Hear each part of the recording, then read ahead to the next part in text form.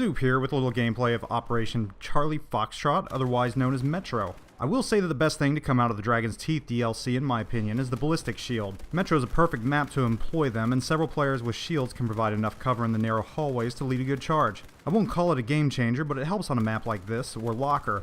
Today's beer review is going to be Cigar City Brewing's Cubano style Espresso Brown Ale. Before that though, I want to delve into Battlefield 4's DLC up to this point, and my personal opinions on said DLC. So far we've had China Rising, Second Assault, Naval Strike, and now Dragon's Teeth. So we have 4 out of 5 DLCs, one more to go. So really, as far as I'm concerned, regardless of what DICE says, BF4 is at the end of its life cycle. Or is it? Today we just learned out that DICE and Visceral have announced that Battlefield Hardline has been delayed until early next year. I applaud this move, and it shows that DICE and Visceral are serious about getting the launch of Hardline correct. It also shows us that DICE might yet make good on their promise to continue support of Battlefield 4. There might yet still be life left in it. China Rising, the first DLC, second if you own the Xbox One, in my opinion is the weakest of all the DLC, and I think I've spent the least amount of time on those maps. The bomber was a novelty item, and in my opinion practically useless. The maps were too large and too open. Despite this, I would still say Silk Road was the most fun of the maps, just for the dunes and armored warfare. In all, China Rising was a very weak DLC and left me very disappointed. It did not start things off in a positive direction. Despite the actual maps lacking severely, we did get 2 very good weapons out of the DLC in the L85A2 and the MTAR-21, both personal favorites of mine. We were also introduced to the SUAV and the UCAV, but again, I rarely see either in use and both remain, in my opinion, novelty items like the bomber.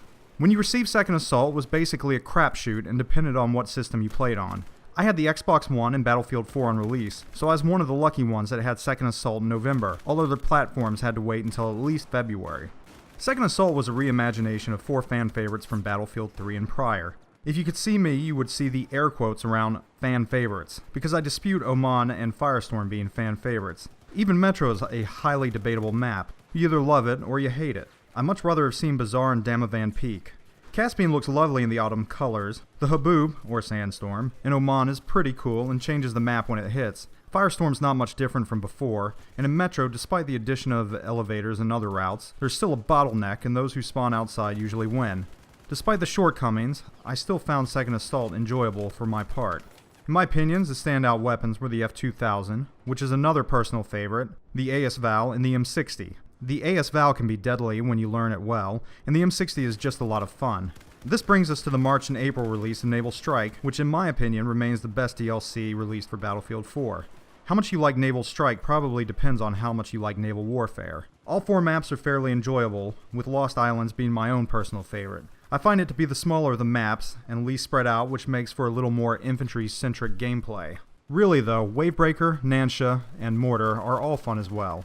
Naval Strike also brought us Carrier Assault, which could be a lot of fun in the right conditions. Of course, Naval Strike was not without its own issues. The DLC released on the Xbox One was plagued by horrible rubber banding that made it unplayable at times. In fact, all systems had this issue. I found myself going back to vanilla maps more often until the problems were solved. The release of Naval Strike saw 2 standout weapons in the SR2 and the AWS. The AWS has been the bane of many, and from day one people were calling it OP, so little controversy there. That leads us up to today. Dragon's Teeth. Honestly, I haven't played the maps too much. They just don't do much for me. Pearl Market feels like Flood Zone version 2.0. Propaganda lacks any character, whereas Lufini Garden, or Lumfini, or however the hell you pronounce that, it's a haven for snipers. I hate sniper-centric maps. Sunken Dragon is okay, but nothing special, and again, it seems to borrow elements from Dawnbreaker and Flood Zone with its buildings and parking garages. The new Chainlink mode is enjoyable, but it is really nothing more than a glorified version of Conquest. Fun though it is, it really doesn't make sense. And you thought the AWS created controversy. I played 1 round and did the statistics. The Bulldog was responsible for 70% of the kill feed. The Desert Eagle is a nice treat, and one that is deliberately more powerful. You have to put your dues in to get it though. So there you have the 4 current DLCs out there. In my opinion, I would call the effort average. More often or not, I find myself playing the vanilla maps. You have 1 below average map in China Rising, you have 1 above average in Naval Strike, 1 slightly above average release in Second Assault, and an average release in Dragon's Teeth. Really, it's one giant mixed bag. All maps lack any levolution to the degree of the vanilla maps, though there are some naturally occurring events.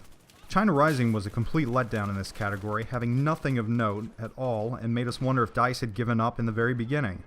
Sadly, the best levolution is found in Second Assault with the Haboob, though other events such as the Falling Tower on Caspian and Collapsible Roofs in Metro are there, they're minor levolution events. It is fitting that the last DLC for BF4 is titled Final Stand. Aside from having an armed drone and a snow map, we still don't know much about this DLC.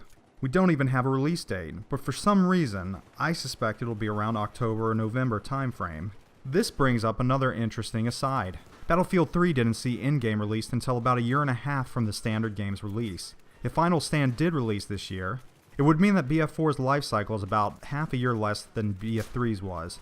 Of course, now with the news of the delay of Battlefield Hardline, it's highly possible that Final Stand will be released much later in the year, extending the life cycle of Battlefield 4 further than originally anticipated. I'm hoping that Final Stand can deliver, and I really hope Final Stand isn't DICE's Final Stand. Though what I have seen from Visceral, it's possible that handing over the reins to the franchise in totality might not be a bad thing. I'm not going to write DICE off completely. I think after Final Stand they need to take a long holiday and do a complete reset. BF4 has been an extremely bumpy ride. The base game has the tendency to be great under optimal conditions. But even with great gameplay, not much can be done for sub-quality maps. And unfortunately, the DLC up to this point has been erratic. If I were to rate the DLC, because I know people like stars thrown around, I would give it 3 out of 5.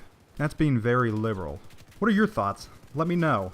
Now for the moment I've been waiting for, a beer review. Today I'm giving you Cigar City Brewing Cubano Style Espresso Brown Ale. Cigar City Brewing's own description is as follows.